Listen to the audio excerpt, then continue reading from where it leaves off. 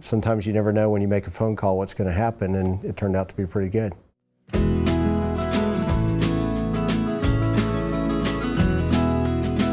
This was a really great effort to kind of bring this together. This was something that just happened about this time last year. I made a phone call into Southern Living and I was asking them, there's got to be a way that we could partner between our new community and what they do and what they believe in. And there was this kind of shared spirit almost from the get-go. And there was just this really unique opportunity to partner early and bring this together. And so I'll never forget the phone call that I got. It was on a Thursday. And they said, we've narrowed down the National Idea Home to Crane Island and also Charlotte.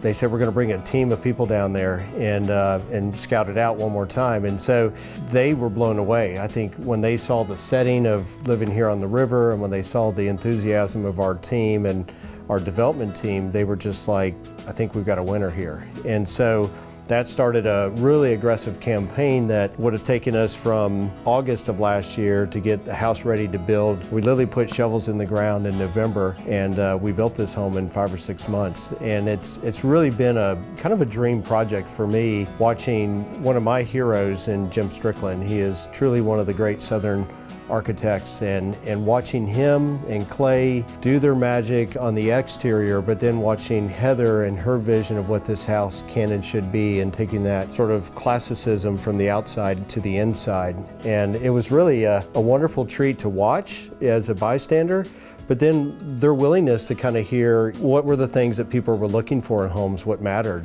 And I think they've embraced it in just a really wonderful way. It's kind of a cliche of a new old home. What does that mean to people? And this really is a wonderful embodiment of great historic architecture with the way people live today. And there's no trend in this. This is something that would be just as good looking 10, 20, 50 years from now. So I'm just really proud of this collaboration, and none of it would have happened without the team at Riverside. Of all my builders, they were the ones that really expressed probably the greatest level of enthusiasm, but then watching them and the way they collaborated with Jim and Heather and Nicole, who is the program manager for Southern Living, I think not only did they work well together, but they've probably formed a friendship that's probably going to last, for a long, long time. It means a lot to me because it's sort of a way of getting Crane Island on the map, and what would have taken us years and maybe hundreds of thousands of dollars, millions of dollars.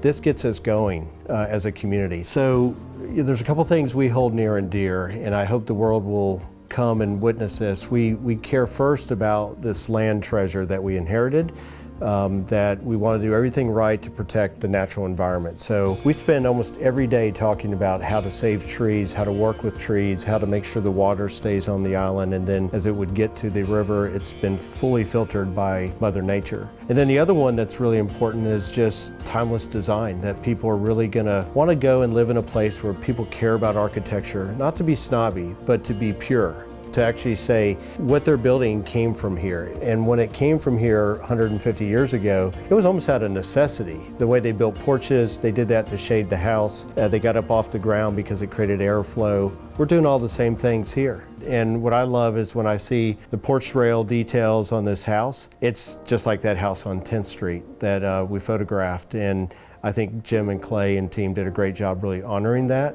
And I think probably the other aspect that Crane Island will really embody is just a really high quality of life. That when you're here, you actually hear the birds sing again. You actually hear the waves crashing from the shoreline. Like, there's a peacefulness that's here. And it's not gonna be a big community. It's only 113. So it won't go on forever, and I think that's also an advantage for some people, is they're going to be glad to be part of something really boutique.